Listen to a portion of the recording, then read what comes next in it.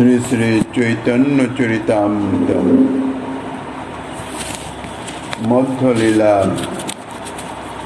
অষ্টম পরিচ্ছেদ।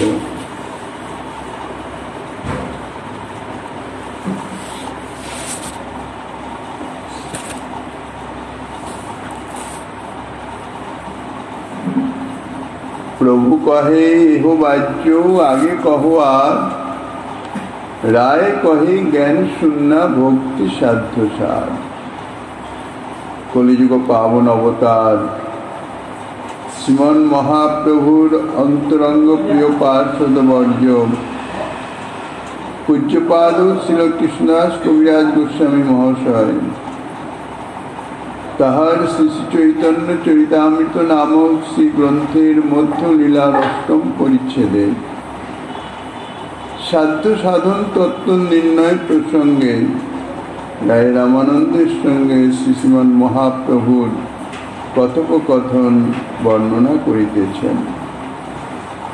ইতিপূর্বে রায় রামানন্দ জ্ঞান মিশ্রা ভক্তি সাধ্য সার বলাতে প্রভু তাহাকে বাহিরের কথা ইহবাহ্য বলে বাদ দিলেন এবং তার আগে যদি অর্থাৎ পরবর্তী যদি কিছু থাকে তাহা বলবার জন্য যখন কৃপাদেশ করলেন, তাহাতে রায় রামানন্দ জ্ঞান শূন্য ভক্তিকে সাধ্যসার বলেছেন।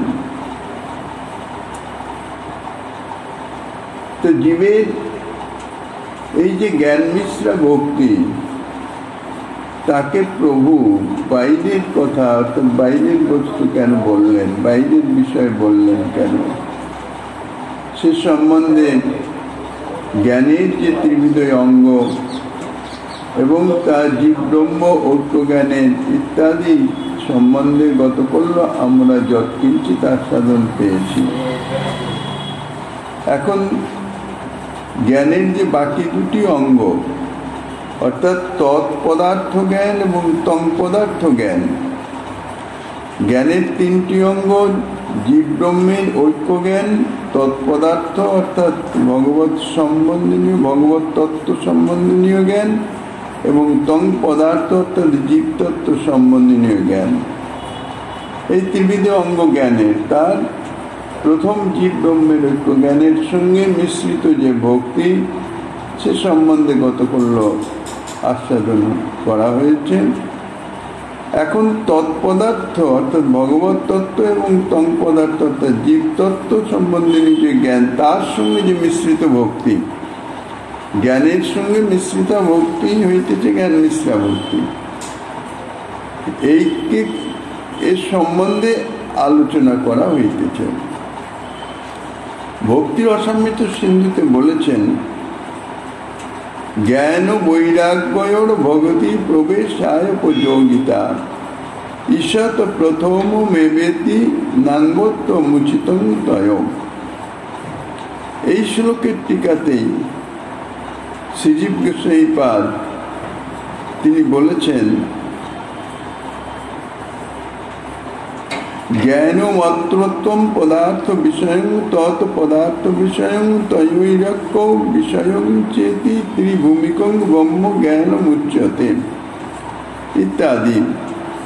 অর্থাৎ তার তাৎপর্য হচ্ছে, প্রথম অবস্থায় অন্য বস্তুতে চিত্তের আবেশ এবং তজ্জনিত যে শোক আদি বিঘ্ন, তাহা দূর করবার জন্যে ভক্তির অবিরোধী অর্থাৎ ভক্তি বিরোধী নয়, জীব ব্রহ্ম ঐক্য জ্ঞান তাহা হইতেছে ভক্তি বিরোধী, কিন্তু বলছেন চিত্তের আবেশ দূর করবার নিমিত্ত ভক্তির অবিরোধী জীবতত্ত্ব ভগবত তত্ত্ব ইত্যাদি বিষয়ের যে জ্ঞান, সেই জ্ঞান ও বৈরাগ্যের কিঞ্চিত উপযোগিতা আছে। কিন্তু অন্যাবেশ পরিত্যাগের ফলে ভক্তিতে যদি প্রবেশ লাভ হয়ে যায়, একবার ভক্তিতে প্রবেশ হয়ে গেলে ভক্তিদেবীর কৃপা হলে অর্থাৎ তাহার অন্নাবেশ যদি দূরীভূত হয়ে যায়, তারপরে কিন্তু এই ভক্তির অবরোধী হলেও জ্ঞান এবং বৈরাগ্যের তখন কোনো প্রয়োজন থাকে না, কোনো অপেক্ষা থাকে না। তখন এই ভক্তির অবিরোধী হোক জ্ঞান এবং বৈরাগ্য, তখন সেই ভক্তি সাধকের নিকট অকিঞ্চিৎকর বলে মনে হবে।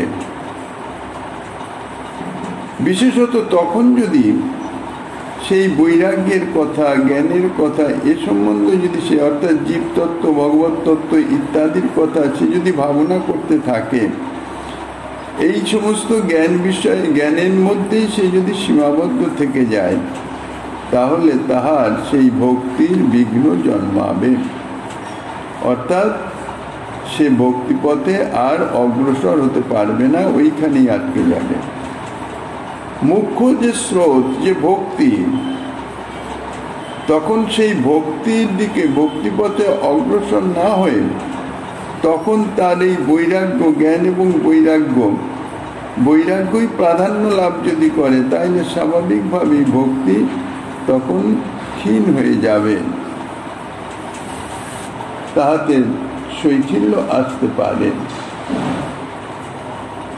তাহলে বোঝা গেল যে ভজনে প্রবৃত্ত হয়েও প্রাথমিক অবস্থায় ভগবত তত্ত্বজ্ঞান, জীবতত্ত্বজ্ঞান বা সে সম্বন্ধে বৈরাগ্য, ত্যাগ, বৈরাগ্য ইত্যাদি মানে ইচ্ছাপূর্বক যে অভ্যাস বা সাধন, তাহা করা প্রয়োজন হয়। কেননা অনাদি জন্মজনিত যে ভোগবাসনা, অন্নাবেশ, দেহাবেশ, গৃহাবেশ ইত্যাদি, তাহা দূরীভূত করার জন্য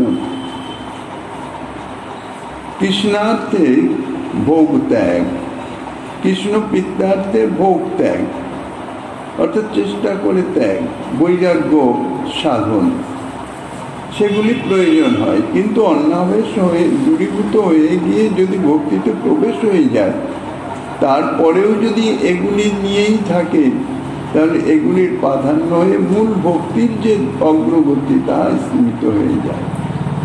তাহলে ভজনে প্রবৃত্ত হয়েও যদি কেহ তখন নানাবিধ তত্ত্বাদির আলোচনায় ব্যাপৃত থাকেন,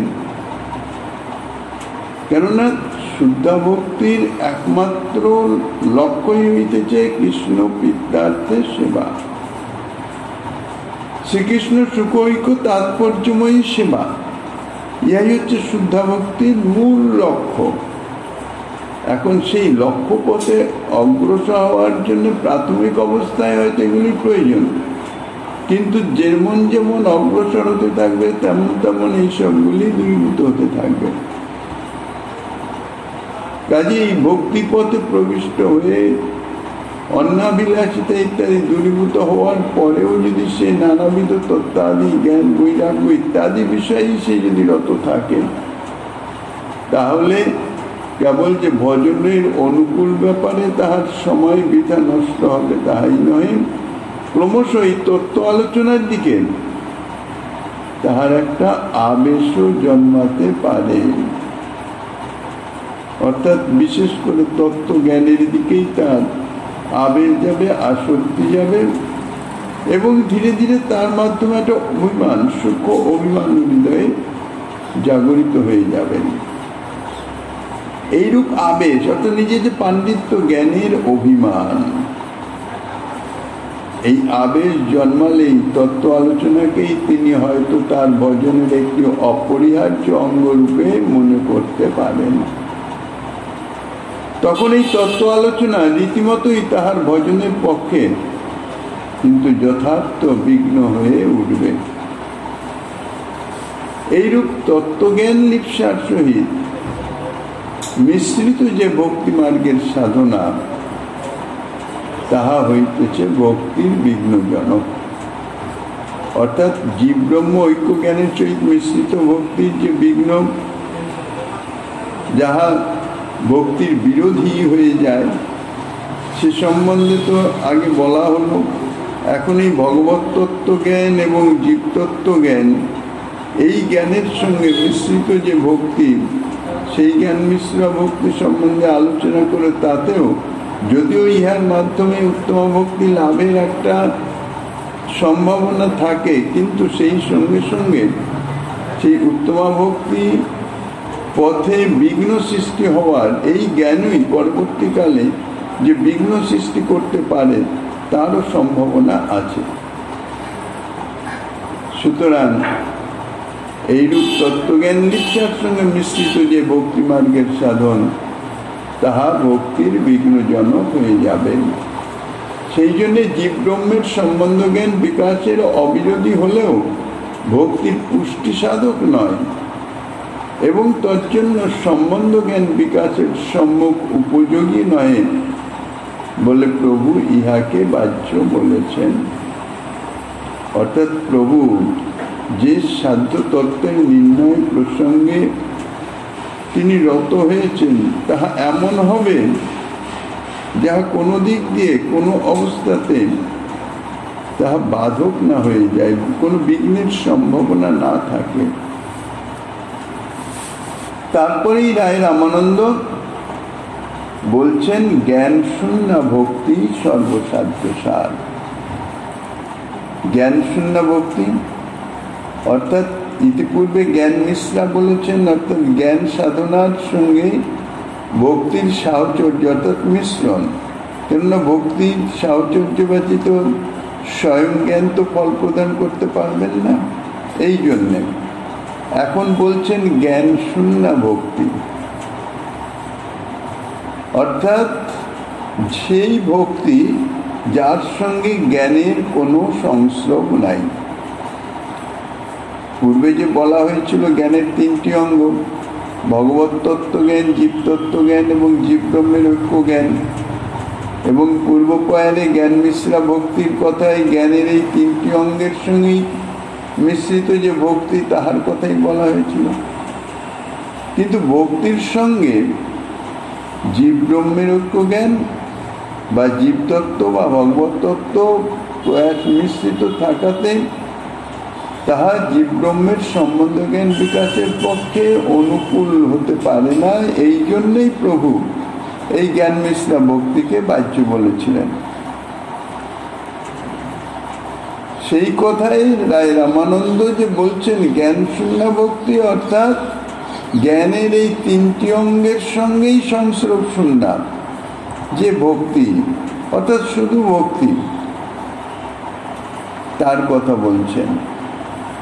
জ্ঞান মিশ্রা ভক্তি থেকে জ্ঞান শূন্য ভক্তির তফাৎ বা তাৎপর্য বা উৎকর্ষ হচ্ছে যে জ্ঞান শূন্য ভক্তিতে ভগবান এবং জীবের মধ্যে সেব্য সেবক সম্বন্ধের বিরোধী জীব ব্রহ্মের ঐক্য জ্ঞানের কোনো মিশ্রণ নাই, অর্থাৎ জীব ব্রহ্ম ঐক্য জ্ঞানের কোনো আভাস নাই, এবং ভক্তির বিঘ্নজনক অর্থাৎ ভবিষ্যতে ভক্তির বিঘ্ন করে সেই জ্ঞান প্রাধান্য লাভ করতে পারে এ জাতীয় কোনো ভগবত তত্ত্ব বা জীবতত্ত্ব সম্বন্ধনীয় জ্ঞানের সঞ্চয়ের কোনো আগ্রহের ও মিশ্রণ নাই।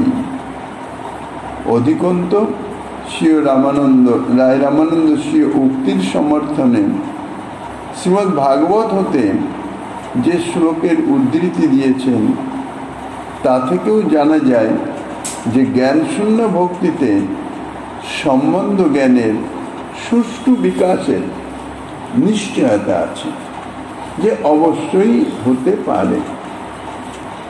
শ্রীমদ্ ভাগবতের যে শ্লোকের দৃষ্টান্ত রায় রামানন্দ দিয়েছেন তা হচ্ছে জ্ঞানী প্রয়াস মুদুপাস্য নমন্ত এব জীবন্তি সন্মুখরিতাং ভবদীয় বার্তাম স্থানে স্থিতঃ শ্রুতিগতাং তনুবাং মনোভীর যে প্রায়শ অজিত জিতয়পোষিতৈ স্মৃতিলক্ষ্যাম। অর্থাৎ ব্রহ্মা স্তুতি প্রসঙ্গে শ্রীকৃষ্ণকে বলছেন, হে অজিত, তোমার স্বরূপের বা ঐশ্বর্যাদির মহিমা বিচারাদির জন্যে, অর্থাৎ স্বরূপ ঐশ্বর্যাদি জ্ঞান লাভের নিমিত্ত কিঞ্চিত মাত্র চেষ্টা না করে যাহারা তীর্থ ভ্রমণাদি না করেও কেবলমাত্র সাধুদিগের আবাসস্থানে অবস্থান করে সাধুদিগের মুখোচ্চারিত এবং আপনা হতেই শ্রুতিপথে প্রবিষ্ট তোমার রূপ গুণ লীলাদির কথায় বা তোমার ভক্তের চরিত্রের কথায় কায় মনোবাক্যে সৎকারপূর্বক জীবন ধারণ করেন, অর্থাৎ ভগবত কথা বা ভগবত ভক্ত চরিত কথার শ্রবণকেই নিজেদের একমাত্র উপজীব্য রূপে গ্রহণ করেন, অন্য কিছুই করেন না, তিলক মধ্যে তাহাদিগ কর্তৃকই তুমি প্রায়শ বশীকৃত হয়ে যাও। জ্ঞানে অর্থাৎ জ্ঞান বিষয়ে ভগবানের স্বরূপৈশ্বর্য মহিমাদি বিচারে ভগবানের স্বরূপের জ্ঞান, সরৈশ্বর্যপূর্ণ ভগবান সেই ঐশ্বর্যের জ্ঞান, শ্রী ভগবান পরিপূর্ণ মাধুর্যময় সেই মাধুর্যের জ্ঞান ইত্যাদি লাভের জন্যে প্রয়াসং উদপাস্য, অর্থাৎ এই সমস্ত জ্ঞান লাভের জন্য ভগবানের স্বরূপ ঐশ্বর্য মাধুর্য ইত্যাদি সম্বন্ধে জ্ঞান লাভের জন্য চেষ্টা সর্বতভাবে পরিত্যাগ করে, অর্থাৎ কিঞ্চিত মাত্র চেষ্টা না করে ভগবানের স্বরূপ তত্ত্ব কি, তাঁর ঐশ্বর্য কি, ঐশ্বর্যের মহিমা কি বা মাধুর্যের মহিমা কি, এ সম্বন্ধে কোনো রকম অনুসন্ধান কিছু না করে বা তার জানার কোনো চেষ্টা না করে ভগবত তত্ত্বাদি অবগত হওয়ার জন্য শাস্ত্র অধ্যয়নীতে প্রাধান্য না দিয়ে তাহারা স্থানে স্থিতা, অর্থাৎ সাধুদের বাসস্থানে অব্যগ্রভাবে অবস্থান পূর্বক এবং তীর্থ ভ্রমণাদির ক্লেশ স্বীকার না করে সাধুদিগের নিকটে অবস্থান পূর্বক, স্থানে স্থিত অর্থাৎ সাধু মহতের সান্নিধ্যে আশ্রয়ে অবস্থান করে, সাধু মহতের সান্নিধ্যে বা আনুগত্যে তাদের আশ্রয়ে তাদের সান্নিধ্যে অবস্থান করলে কি হবে বলছেন, সন্মুখরিতাং, সৎ মুখরিতাং, সৎ বা সাধুদিগের মুখ হইতে উদ্গীরিত, অর্থাৎ যাহা প্রকাশিত হচ্ছে, মিথ্যা ভাষণাদি বা সর্বেন্দ্রীয় ক্ষোভাদি পরিহারের নিমিত্ত যাহারা প্রায়শই মৌন ব্রতাবলম্বী। এই জন্য সাধুদের একটি বিশেষ গুণ হইতেছে মৃতভাষী, অপ্রয়োজনীয় কোনো কথা তাহারা উচ্চারণই করেন না, বলেনই না, অত্যন্ত সীমিত যাহা একমাত্র প্রয়োজনীয় সেই কথাই বলেন। তার মধ্যেও জড়জাগতিক সাংসারিক এই সমস্ত কথা তাহারা মোটামুটি বলেনি না। এতে কি ক্ষতির সম্ভাবনা? যদি অতিরিক্ত কথা বলা যায়, বিভিন্ন কথা বলা যায়, তাহলে তার মধ্যে মিথ্যা ভাষণ হয়ে যেতে পারে। বাক সংযম সাধুগণের একটি বিশেষ সাধন বা বিশেষ গুণ। শ্রীরূপ গোস্বামীপাদ বাক্যবেগের কথা বলেছেন। বাক্যবেগ মনোবেগ অর্থাৎ কথা বলার প্রবৃত্তি, প্রয়োজন নাই তবু আমরা অনেক কথা বলে ফেলি। কিন্তু এই যে বাক্যকে ব্রহ্ম বলা হয়েছে, বাক্য ভগবান, বাক ব্রহ্ম, তাহাকে আমরা এত বেশিভাবে তাহা নষ্ট করি, যার ফলে এত কথা বলা হয় যে যার ফলে মিথ্যা ভাষণ হয়ে যায়, অর্থাৎ বৃথা বাক্য ব্যয় হয়ে যায়। মিথ্যা ভাষণের দোষ আছে, অপরাধ আছে। সেই মিথ্যা ভাষণরূপ দোষ তার মধ্যে অনায়াসে সঞ্চারিত হয়ে যায় শুধুমাত্র অধিক কথা বলার নিমিত্ত। এই জন্য সাধুগণ তাহারা প্রায়শই খুব কম কথা বলেন, যতটুকু প্রয়োজন ততটুকুই কথা বলবেন এবং খাঁটি কথা বলবেন। সত্য কথা বলবেন। মিথ্যা কথা তো সর্বদা পরিহার্য, পরিহাস করেও মিথ্যা কথা তাহারা বলেন না। কেননা হাস পরিহাস এগুলি হচ্ছে সাধারণের ধর্ম, সাধুগণের ধর্ম নয়। তারা পরিহাস করেও মিথ্যা বলেন না। মিথ্যা ভাষণ অত্যন্ত দোষণীয়, এই জন্য তাহারা প্রায়শই মৌনব্রত অবলম্বী। তারা প্রায়শই কথা বলেন না, যতটুকু বলবেন ততটুকু একদম খাঁটি কথা বলবেন, সত্য কথা বলবেন। এমনকি অপ্রিয় সত্য কথাও তাহারা বলেন না। সত্য কথা কিন্তু সেটা প্রিয়কারী নয়, সেটি অপরের দুঃখদায়ী, অপরের চিত্তে দুঃখ প্রদান করতে পারে। তাদৃশ যদি সম্ভাবনা থাকে সাধুগণ কিন্তু সে কথাও বলবেন না। কেননা কায় মনোবাক্যে কাউকে উদ্বেগ না দিবে, আমার কথায় কেউ কষ্ট পাবে, হোক সে সত্য, কিন্তু সাধুগণ সেটি করবেন না। সাধুগণ সদা সর্বদাই, সাধুর যে চরিত্র তাহা সদা সর্বদাই এত সূক্ষ্ম বিচারশীল যে আমার দ্বারা কোনোভাবে কারো যেন কোনো উদ্বেগ কষ্ট ইত্যাদি প্রাপ্ত না হয়।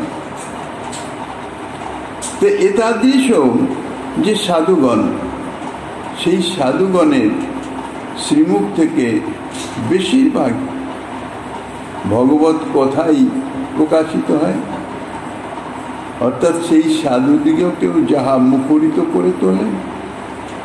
এবার সেই সাধুগণের সান্নিধ্যে যদি অবস্থান করা যায় তাহলে আপনি আপনি তাদের যে কথা, তাদের যে বাণী, তাদের মুখোদ্গীর্ণ যে বাণী বা ভগবত গুণাগুণ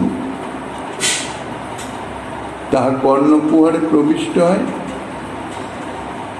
অর্থাৎ সৎ বা সাধুগণের নিকটে থাকলে তারা যখন পরস্পর কথা বলেন তখন সে কথা ভগবত কথাই হয়। কেননা তারা তো জাগতিক সাংসারিক কোনো কথা বলেনই না, বিষয় বার্তা তারা সর্বথা পরিহার করেন।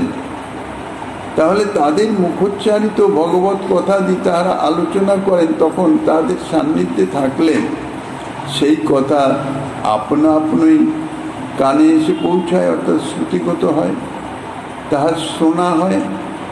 এইরূপে যাহা সাধুদিগের মুখ হইতে নির্গত হয়ে আপনা আপনি কর্ণ বিবরে প্রবিষ্ট হয়, সেই ভবদীয় বার্তান, অর্থাৎ সেই তোমার কথা, গুণ কথা, ভগবত কথা, অর্থাৎ ভগবানের রূপ গুণ লীলাদির কথা, অথবা ভবদীয় শব্দে তোমার আপনজন যারা তাদের কথা, অর্থাৎ ভগবত ভক্তের কথা, ভক্ত চরিত কথা। তনুবাং মনোভি, তনু অর্থাৎ দেহ, বাং অর্থাৎ বাক্য এবং মন। দেহ, বাক্য এবং মনের দ্বারা কায় মনোবাক্যে যাহারা নমন্ত এব অর্থাৎ নমস্কার করে, সৎকার করে, অর্থাৎ শ্রবণ সময়ে শ্রদ্ধাপূর্বক অঞ্জলিবদ্ধ আদি করে করজোড়ে যাহা শ্রবণ হইতেছে,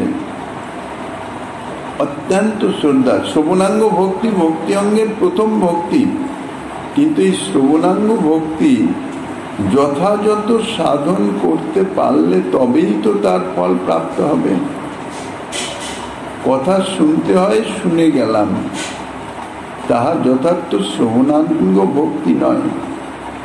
যে কথা শ্রবণ করা হচ্ছে সে আমার অভীষ্টের কথা, অত্যন্ত শ্রদ্ধা সহকারে তা শ্রবণ করতে হবে। অর্থাৎ শ্রবণের সময়ে শ্রদ্ধাপূর্বক অঞ্জলি বন্ধন আদি, করজোড় ইত্যাদির দ্বারা, কর দ্বারা সৎকার করা হলো। যাহা শোনা হচ্ছে বাক্যে তাহার অনুমোদন এবং প্রশংসা দিয়ে হলো বাক্য দ্বারা সৎকার। এবং যে সমস্ত ভগবত কথায় বিশ্বাস বা মনে মনে যে সমস্ত কথা চিন্তা বা অনুস্মরণ, তা হচ্ছে মনের দ্বারা সৎকার। এইভাবে কায়ে মনোবাক্যে তনুবাং মনোভি নমন্ত এব, কায়ে মনোবাক্যের দ্বারা তাহা অনুমোদন করা অর্থাৎ গ্রহণ করা। এইভাবে ভগবত কথাদির কায়ে মনোবাক্যে সৎকার করে যাহারা জীবতী জীবন ধারণ করেন। তাহলে সাধুগণের আনুগত্যে থেকে তাহাদের শ্রীমুখোদ্গীর্ণ ভগবত ভক্ত কথা ইত্যাদি অত্যন্ত শ্রদ্ধা সহকারে কায় মনোবাক্যে তাহা গ্রহণ করে অর্থাৎ সৎকার করে যারা জীবন ধারণ করেন, অর্থাৎ যতদিন জীবিত থাকেন ততদিন অন্য বৃথা কার্যের সময় ব্যয় না করে যারা কেবল এইভাবে সৎকার পূর্বক সাধুমুখ নিঃসৃত ভগবত কথা শ্রবণ করেন, বলছেন অন্য কর্তৃক অজিত হলেও ভগবান তো বশীভূত হন না। ভগবানের এক নাম এই জন্য অজিত, তিনি কারোই বশীভূত নয়। অর্থাৎ অপরকেও তোমাকে বশীভূত করতে সমর্থ না হলেও তিলক্যাং তৈ অর্থাৎ এই তিলকিতে তাহাদিগকে কর্তৃক প্রায়শ অর্থাৎ প্রায়ই বিশেষ রূপেই অথবা অধিকাংশ স্থানে জিত সেই অর্থাৎ তুমি বশীকৃত হয়ে যাও, বশীভূত হয়ে যাও। তো শ্রীমদ্ ভাগবতের এই যে শ্লোকে যায় রামানন্দ যা দৃষ্টান্ত দিলেন তাতে জানা গেল এই যে ভগবত তত্ত্বাদির জ্ঞান লাভের নিমিত্ত পৃথকভাবে কিছুমাত্র চেষ্টা না করে যাহারা সাধু মহতের সান্নিধ্যে অবস্থান করে তাহাদের আনুগত্যে তাহাদের শ্রীমুখ নিঃসৃত ভগবত কথা ভগবত ভক্তচরিত কথা শ্রবণকেই জীবনের প্রধান ব্রতরূপে গ্রহণ করেন। এইবার প্রশ্ন হচ্ছে সাধুগণের সান্নিধ্যে যে অবস্থান করবেন, চুপচাপ তো অবস্থান করা যায় না। সাধুগণের সান্নিধ্যে আনুগত্যে অর্থাৎ সাধুগণের সেবায় তাহাদের অবস্থান করতে হবে।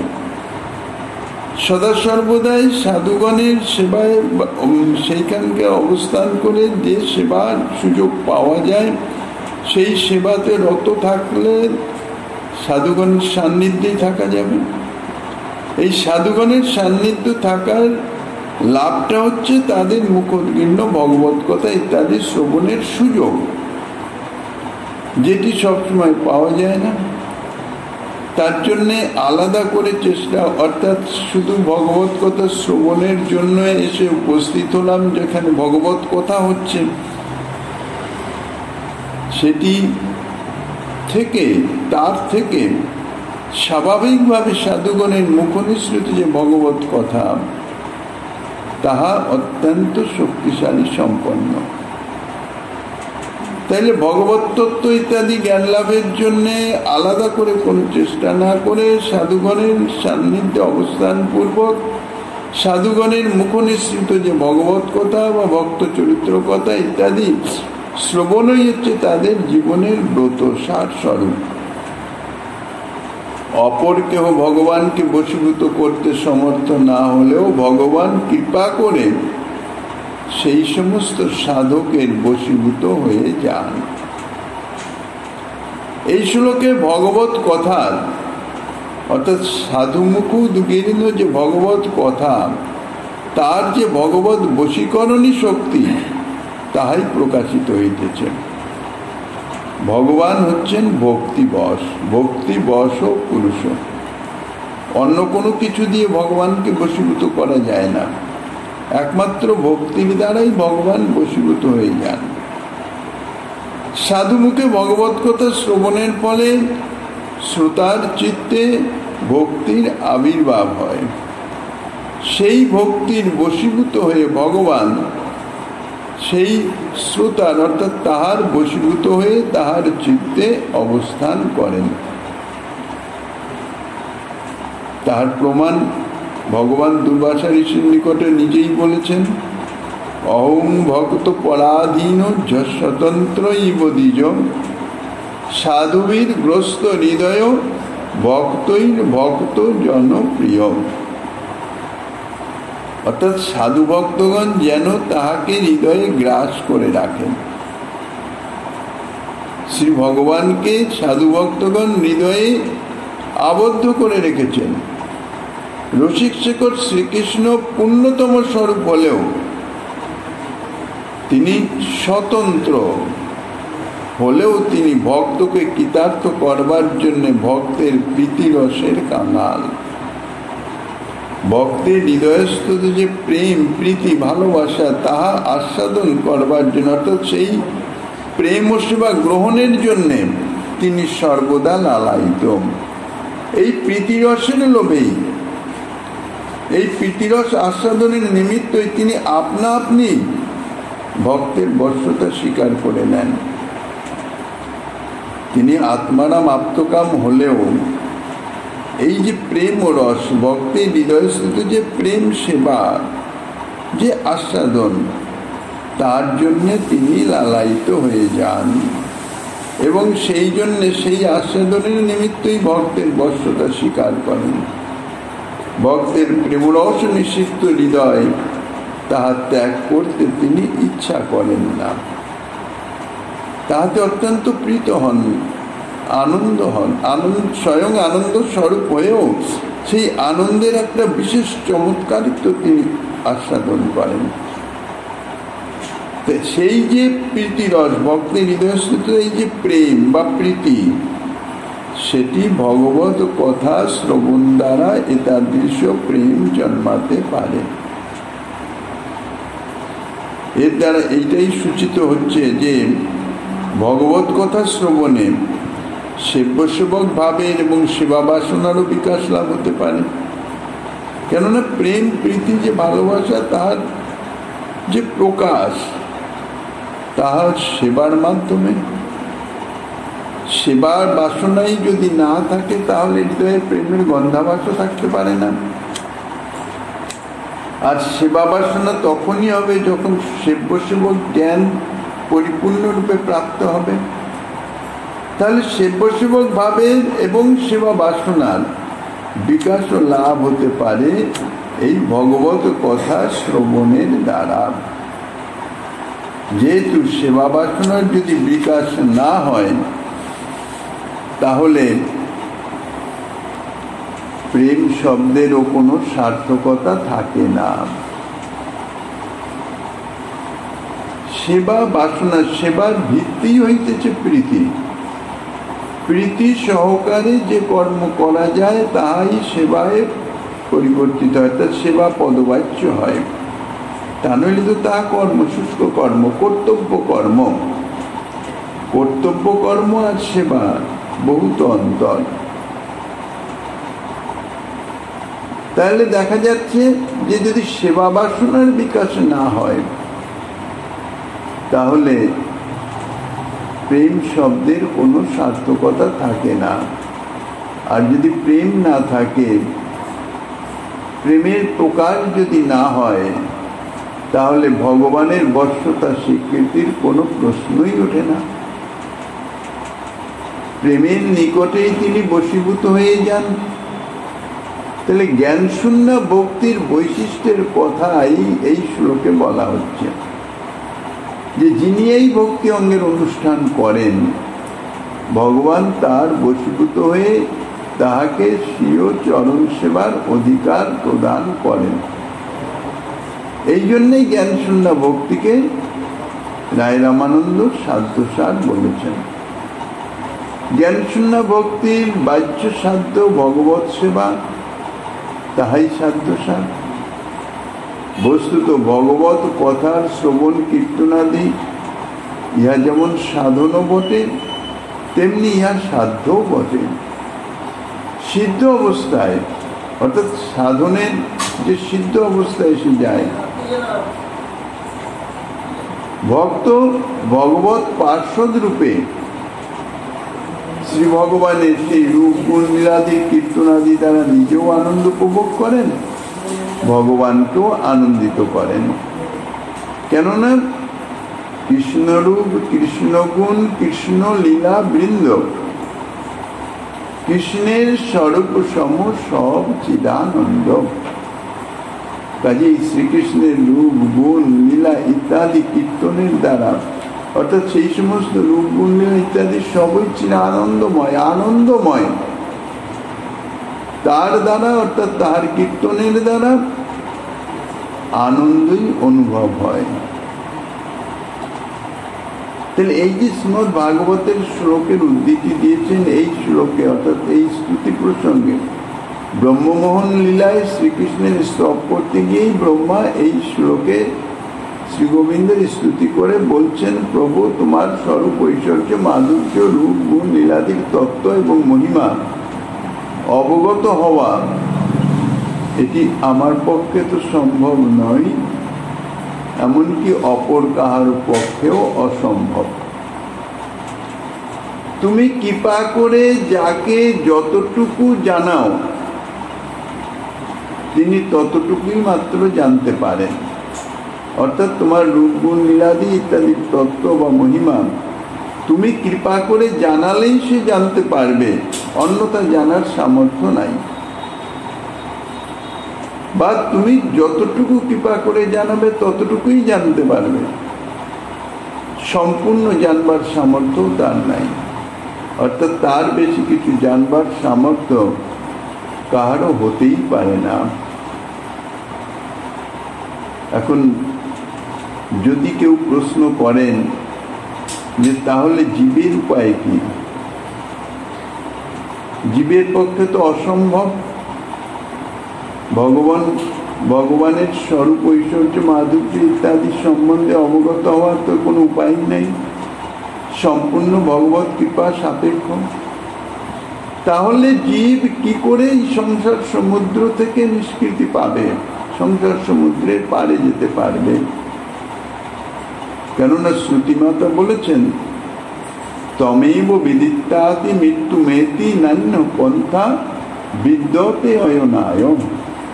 সেই সচ্চিদানন্দ বস্তুকে জানতে পারলেই জীবের সংসার নিবৃত্তি হতে পারে, এতদ ব্যতীত সংসার নিবৃত্তির আর অন্য কোনো পন্থা নাই, অন্য কোনো উপায় নাই। তাহলে সেই সচ্চিদানন্দ স্বরূপ তাকে জানতে হবে, নইলে তো সংসার নিবৃত্তি অর্থাৎ এই জন্ম মৃত্যুর যে চক্র চলছে তা থেকে কোস্মিন কালেও নিবৃত্তি পাবে না। এখন এই সচ্চিদানন্দ ঘন পরব্রহ্ম শ্রীকৃষ্ণের তত্ত্বাদি তা যদি অজ্ঞেয়ই হয়, অর্থাৎ তা যদি কোনোভাবে জানাই না যায়, ব্রহ্মা যে বলছেন আমার পক্ষেও সম্ভব নয়, অপর কাহার পক্ষেও সম্ভব নয়, তাহলে জীব কিরূপে সংসার থেকে মুক্ত হবে? তার তো কোনো উপায়ই নেই সংসার থেকে মুক্তি লাভ করার। এইরূপ প্রশ্নের আশঙ্কা করেই ব্রহ্মা তিনি স্তুতি প্রসঙ্গে এই শ্লোকের কথা বলেছেন। অর্থাৎ শ্রী ভগবানের ভগবত কথার যে মহিমা, অন্য কোনো কিছু করার অপেক্ষা নাই, শুধুমাত্র ভগবত কথা শ্রদ্ধা সহকারে বিশেষভাবে যে শ্রবণ ইত্যাদি শ্লোকে বলছেন, শ্রীকৃষ্ণের তত্ত্বাদি জানবার চেষ্টা না করেও জীব সংসার মুক্ত হতে পারে। কারণ শ্রীকৃষ্ণের তত্ত্বাদি জানবার চেষ্টা করে সে জানতে পারবে না, কোস্মিন কালেও সম্ভব হবে না। তাহলে সেই চেষ্টা না করেও জীব সংসার মুক্ত হতে পারে। কেবল সংসার মুক্তি লাভ করা নয়, সেই অভিজ্ঞ মহাত্মা ভগবানকে বশীভূত পর্যন্ত করতে পারে। কিরূপে করতে পারে? সাধুর মুখে একান্তভাবে নিরন্তর ভগবানের রূপ গুণ লীলাদির কথা এবং তার ভক্তদের চরিত্র কথা তাহা শ্রবণের দ্বারা।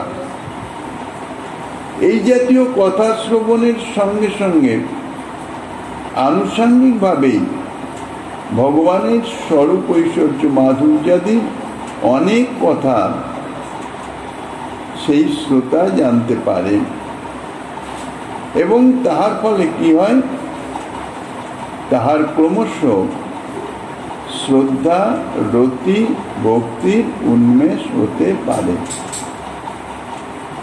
তা শ্রী ভগবান নিজ মুখেই বলেছেন, শ্রীমদ্ ভাগবতে বর্ণিত আছে, সাধু মুখে ভগবত কথা শ্রবণের কি জাতীয় মহিমা।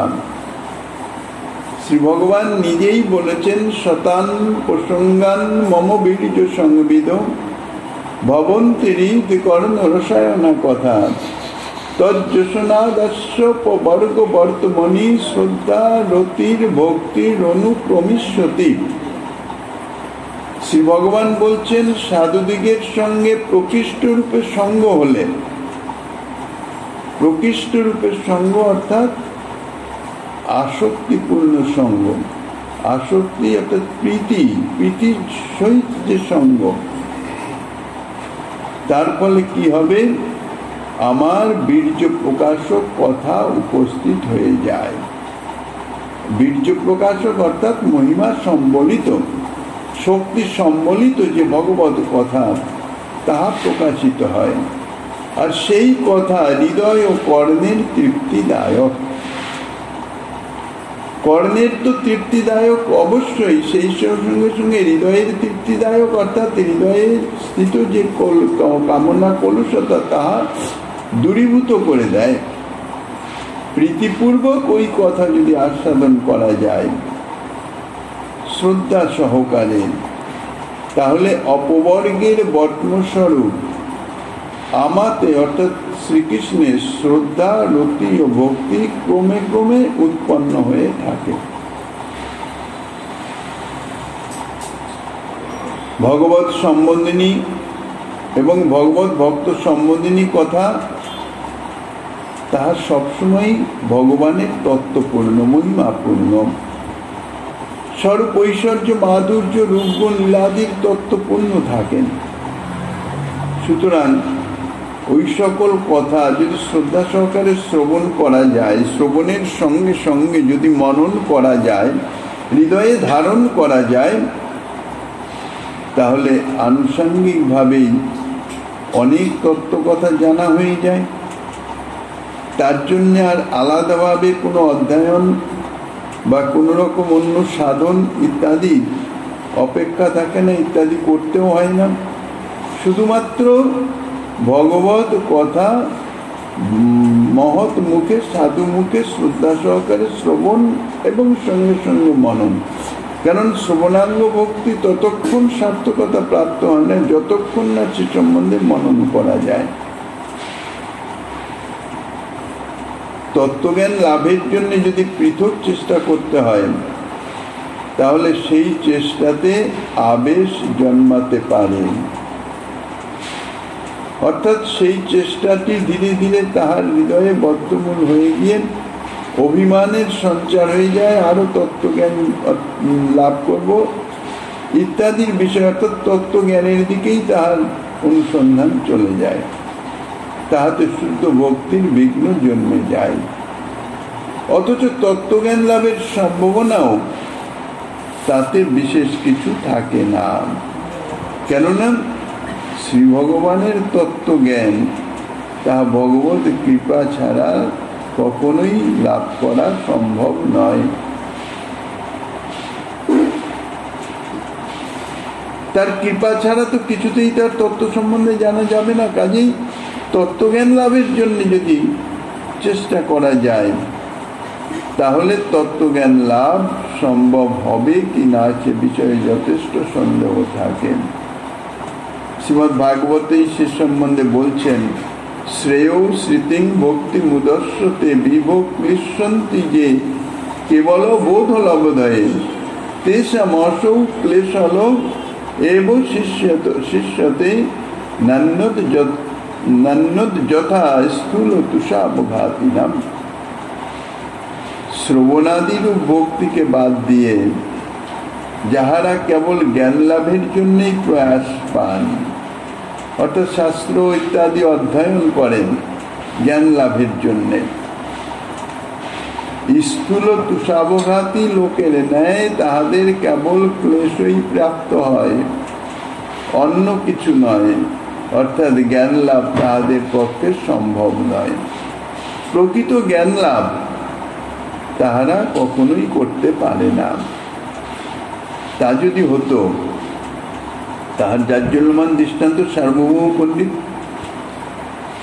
অর্থাৎ পাণ্ডিত্য